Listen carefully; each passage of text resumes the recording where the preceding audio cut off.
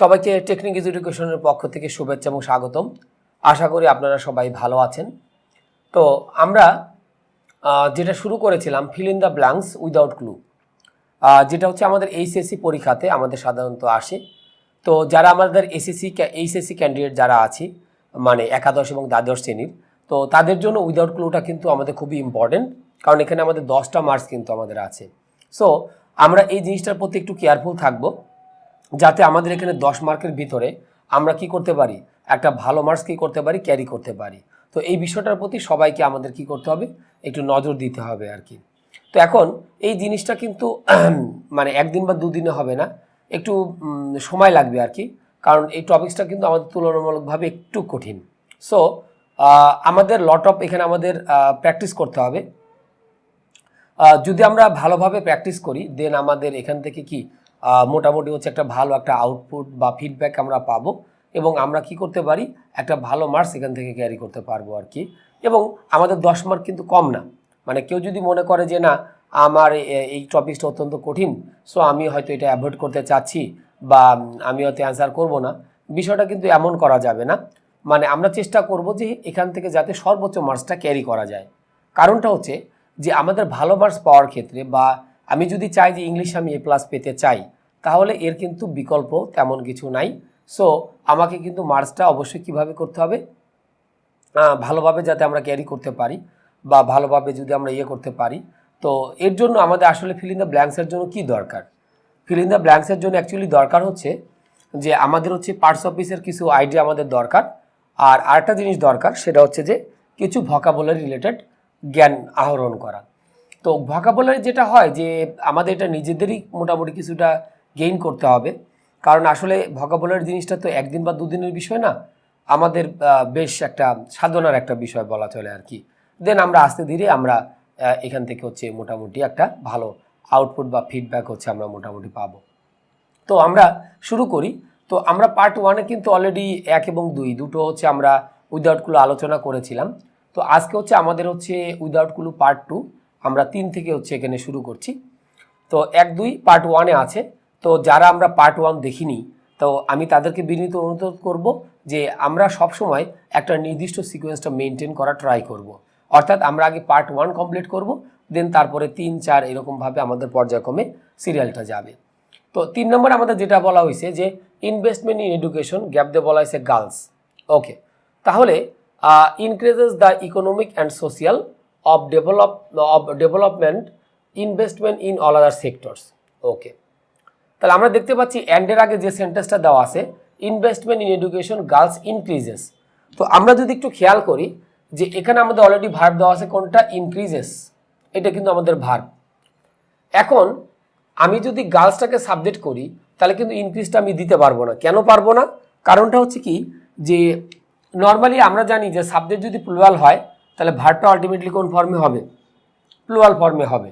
কিন্তু এখানে যে বিষয়টা দেখা যাচ্ছে যে আমাদের গার্লস, আমার সাবজেক্টটা কিন্তু অলরেডি প্লুরাল ফর্মে দেওয়া আছে, তাহলে ভার্বটা অলরেডি কী হওয়া উচিত ছিল, প্লুরাল ফর্মে কিন্তু হওয়া ছিল। বাট আমাদের ভার্বের সাথে যেহেতু এস বাই যুক্ত করা হয়েছে, তার মানে ভার্বটা কিন্তু প্লুরাল ফর্মে নাই, ভার্বটা আমাদের কিন্তু সিঙ্গুলার ফর্মে দেওয়া আছে। তাহলে এখন এখানে যে বিষয়টা থাকবে যে ইনভেস্টমেন্ট এডুকেশন, এ নাম্বার গ্যাপ দিয়ে বলা হয়েছে কি, গার্লস। তাহলে এখন এই এ নাম্বারে আমাদের যেটা আছে, এটা আমাদের কি মূলত একটু চেঞ্জ করতে হবে। কেন? কারণ এখানে আমার এমন একটা ওয়ার্ড বসাইতে হবে যার সাথে আমি ওই ভার্বটা ঠিক মতো করে দিতে পারি, অর্থাৎ সেন্টেন্সের সাবজেক্ট ভার্বের ভিতরে আমাদের নর্মালি কোনো প্রবলেম যাতে না থেকে থাকে, এইটা হলো মূল কথা। তো এখন এই যে আমাদের একটা বিষয় আমরা একটা জানি যে প্রিপজিশন যুক্ত কোনো ওয়ার্ড কখনোই কোনো একটা ভার্বের সাবজেক্ট বা অবজেক্ট হতে পারে না। এটা আমি সাবজেক্ট বা এগ্রিমেন্টে বহু আলোচনা করেছিলাম, আবার এখানেও কিন্তু আমি বলেছিলাম। তাহলে দেখা যাচ্ছে যে ইনভেস্টমেন্ট ইন এডুকেশন, গ্যাপ দিয়ে বলা হয়েছে কি, গার্লস। তাহলে আমি জানি যে প্রিপজিশনের পর একটা সাবজেক্ট না, তার মানে এই যে এডুকেশন এটাও কিন্তু সাবজেক্ট না। কেন? এই যে প্রিপজিশনের পরে কিন্তু দেওয়া আছে। তাহলে এখন গার্লস এটাকে কিন্তু সাবজেক্ট হওয়া থেকে বিরত রাখতে হবে, কারণ আমি যদি এই গার্লসের পূর্বে যদি প্রিপজিশন যদি না দেই, তাহলে যে প্রবলেমটা হবে সেটা হচ্ছে কি, যে আমাদের সাবজেক্ট এবং ভার্বের সাথে কিন্তু অসঙ্গতিপূর্ণ হবে। কারণ যেভাবে হোক আমার সাবজেক্টটা এই ইনভেস্টমেন্ট এটা থাকতে হবে, কারণ এইটার যদি আমি ভার্ব হিসেবে এইটা নেই তাহলে আমাদের জন্য সুবিধা হয়। কারণটা হচ্ছে কি, যে আমার সাবজেক্ট যদি সিঙ্গুলার হয় তাহলে ভার্বটাও কী হবে, সিঙ্গুলার হবে।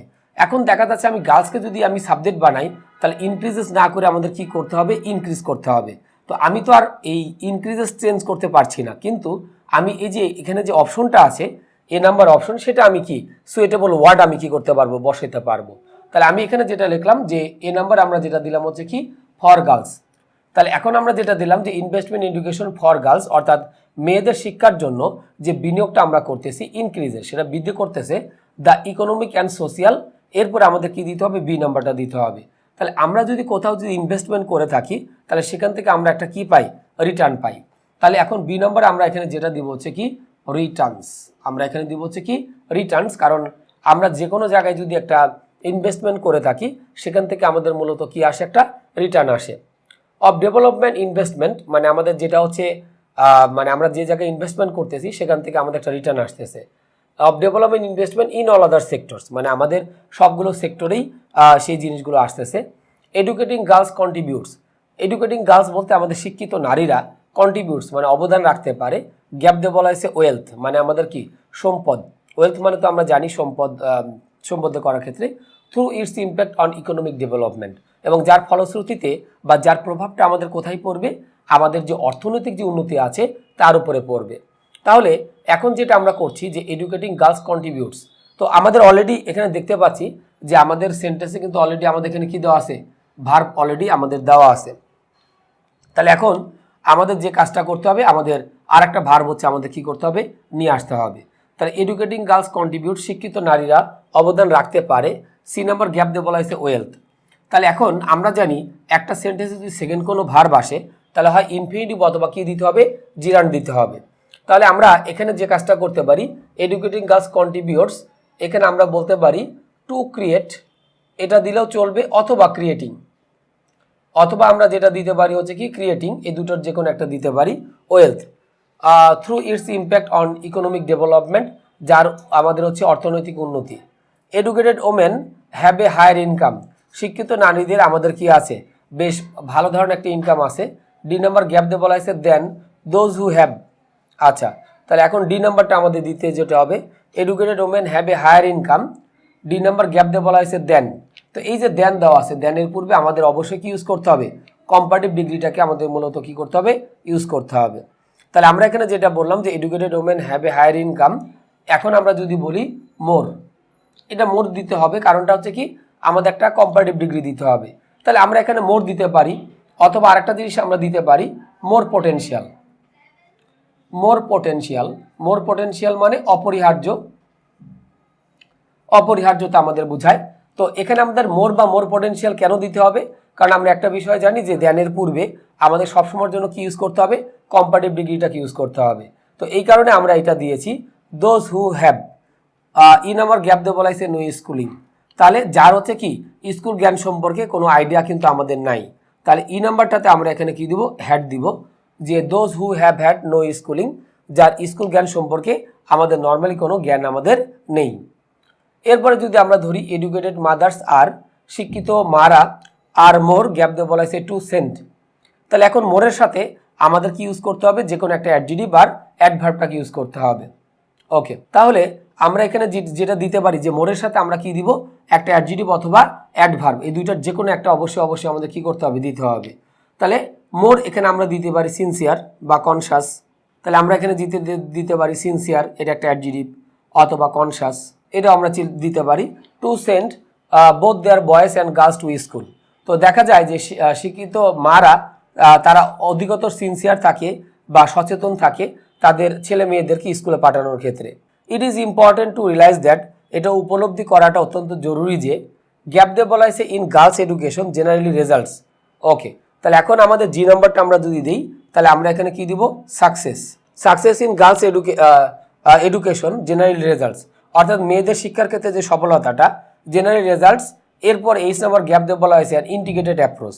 তাহলে এই যে আমরা মানে নারীদের শিক্ষার ক্ষেত্রে যে সফলতাটা, এটা আমাদের সাধারণত নির্ভর করতেছে কার উপরে বা কোথা থেকে আসবে, একটা সমন্বিত প্রচেষ্টা দেখে। তাহলে এইচ নাম্বারটা যদি আমরা ধরি তাহলে আমাদের এটা হবে কি ফর্ম, ফর্ম মানে হতে বা থেকে, form and integrated approach to community development, এবং যেটা আমরা সাধারণত বলতে পারি যেটা হচ্ছে আমাদের সম্প্রদায়গত যে উন্নতি সেটার ক্ষেত্রে। এরপরে thus gap develops to educate girls. আচ্ছা, এখন এই যে girls results in a tremendous waste, তাহলে যাই হোক, মানে আমরা লাস্ট ফিনিশিং আমরা সাধারণত যেটা কথা বলি thus, therefore, so, as a result, এই জিনিসগুলো আমরা দিয়ে থাকি। তাহলে এখন দাস এরপরে আমরা এখানে দিতে পারি ফেইলর, অথবা আমরা চাইলে এখানে কি দিতে পারি, ফেইলিংও দিতে পারি। ফেইলর অথবা আমাদের এখানে কি দিতে পারি, ফেইলিং, এটাও আমরা দিতে পারি। টু এডুকেট গার্লস মানে আমাদের হচ্ছে যে যদি নারীদের এই শিক্ষা গ্রহণ করা থেকে যদি আমাদের কি হয়, ব্যর্থতায় পর্যবসিত হয়, টিমেন্ডিয়াস ওয়েস টু পটেনশিয়াল হিউম্যান, এরপর আমরা এখানে কি দিব, রিসোর্সেস। তাহলে এখন আমরা যেটা দিলাম হচ্ছে রিসোর্সেস আমি এখানে দিলাম। ওকে, তাহলে আমরা এখানে আমাদের যে বিষয়টা দাঁড়াচ্ছে যে যদি আমাদের নারীদের ক্ষেত্রে যে আমাদের ইনভেস্টমেন্টটা যেটা হচ্ছে এটা যদি সঠিকভাবে যদি না হয় বা ব্যর্থতায় পর্যবসিত যদি হয়ে থাকে, তাহলে আমাদের মানব সম্পদের কিন্তু বিশাল আকারে কি হবে, অপচয় কিন্তু হবে। তাহলে আমরা এখানে যে বিষয়টা দেখলাম যে হিউম্যান তার সাথে কি রিসোর্সেস মানে মানব সম্পদ, তো এই কারণে আমাদের এখানে আমরা এটা বসিয়ে দিলাম আর কি। তাহলে আমরা এখানে যে জিনিসগুলো আমরা দেখেছিলাম যে প্রথমটাতে আমরা দিয়েছিলাম ফর, কারণটা কি যে ফর যদি এখানে না দেই তাহলে গার্লসটা সাবজেক্ট হয়ে যায়, সেক্ষেত্রে সাবজেক্ট ভার্বের ভিতরে আমাদের কি মিলে না। তারপরে আমরা যদি বিনিয়োগ করে থাকি তাহলে সেখান থেকে আমাদের একটা রিটার্ন আমাদের মোটামুটি আসে। এরপরে যদি আসি educating girls contributes to create অথবা ক্রিয়েটিং মানে আমাদের সম্পদ তৈরিতে একটা বড় ভূমিকা পালন করে থাকে। তারপর আমরা যেটা লিখেছিলাম যে educated women have a higher income মানে শিক্ষিত নারীদের আমাদের কি অনেক কার্যকারিতা আছে then those who have had no schooling মানে যাদের স্কুল জ্ঞান মানে সম্পর্কে কোনো আইডিয়া নাই।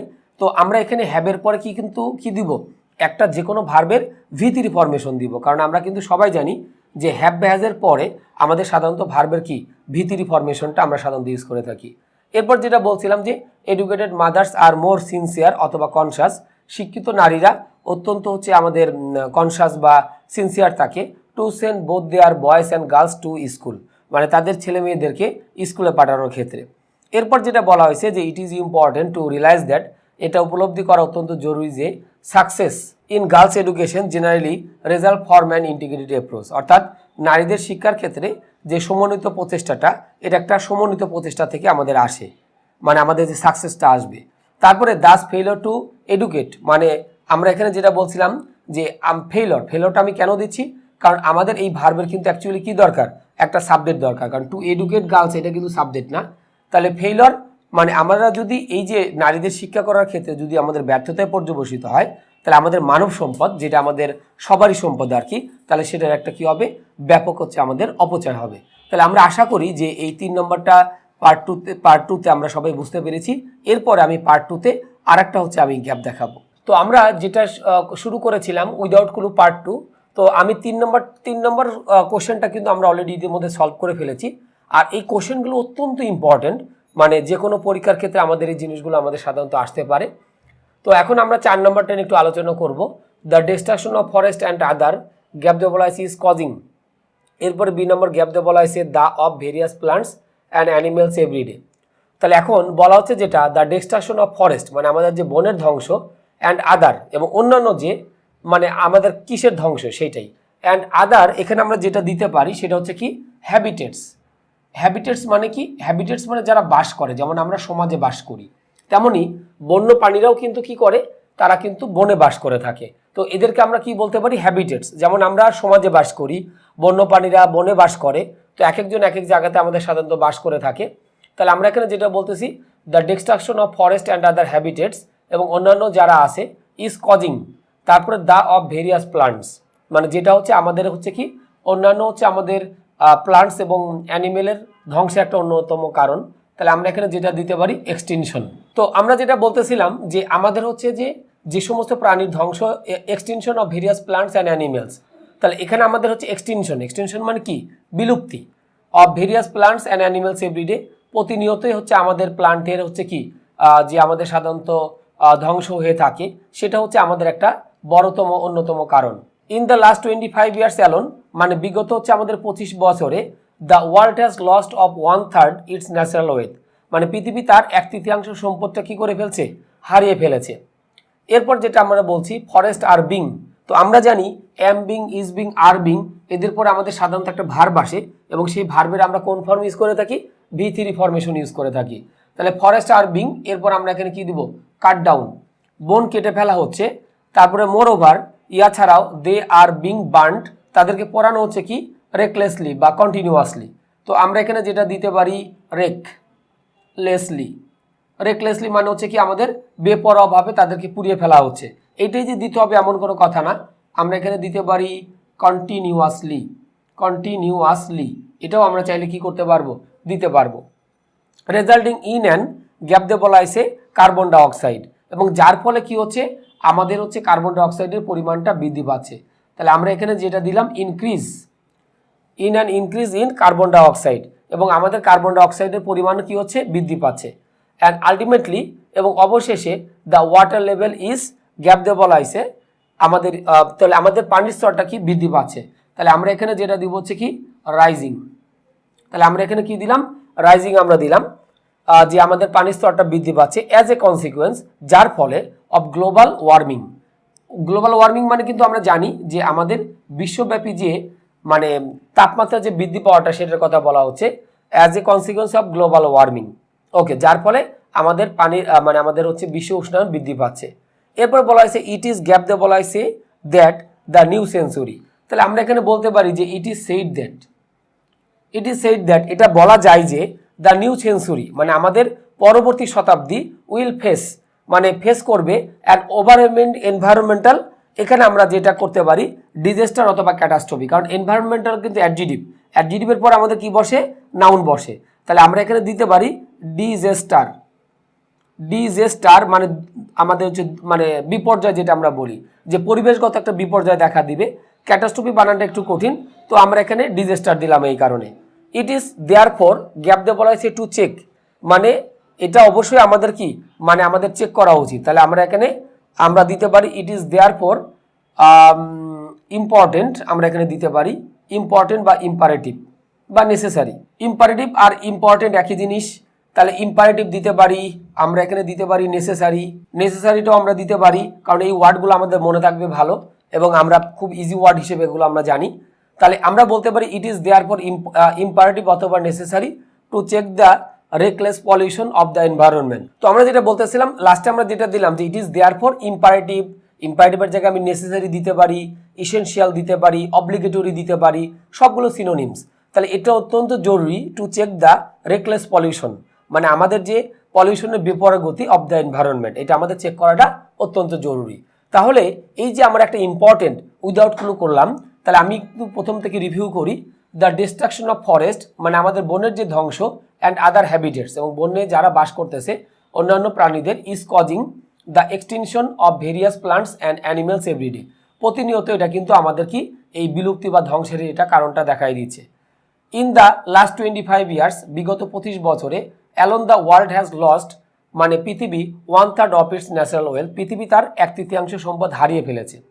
এরপর আমরা যেটা লিখলাম forest are being cut down, অর্থাৎ আমাদের বন কেটে ফেলা হচ্ছে। মোর ওভার, তদুপরি দে আর বিং বার্নড রেকলেসলি অথবা কন্টিনিউয়াসলি, মানে এদেরকে বেপরোয়াভাবে পোড়ানো হচ্ছে। রেজাল্টিং ইন অ্যান, এই যে আমরা বেপরোয়াভাবে গাছ কেটে ফেলতেছি, তাদেরকে পুড়িয়ে ফেলতেছি, যার ফলে আমাদের বাতাসে কি কার্বন ডাইঅক্সাইডের পরিমাণটা কি বৃদ্ধি পাচ্ছে। অ্যান্ড আলটিমেটলি, এবং অবশেষে the water level is rising, পানির স্তরটাও কিন্তু কি হচ্ছে বৃদ্ধি পাচ্ছে as a consequence of global warming, যার ফলে আমাদের বিশ্ব উষ্ণায়ন কিন্তু বৃদ্ধি পাচ্ছে। এরপরে বলা হয়েছে যে ইট ইজ সেইড দ্যাট, এটা বলা যায় যে the new century will face মানে আমাদের নতুন সেঞ্চুরিটা কি করবে, নতুন শতাব্দী ফেস করবে অ্যান্ড ওভারহেলমিং এনভায়রনমেন্টাল ডিজাস্টার, মানে আমাদের পরিবেশকে বিপর্যয়, এটা কিন্তু আমাদের নতুন সেঞ্চুরি বা নতুন শতাব্দী ফেস করবে।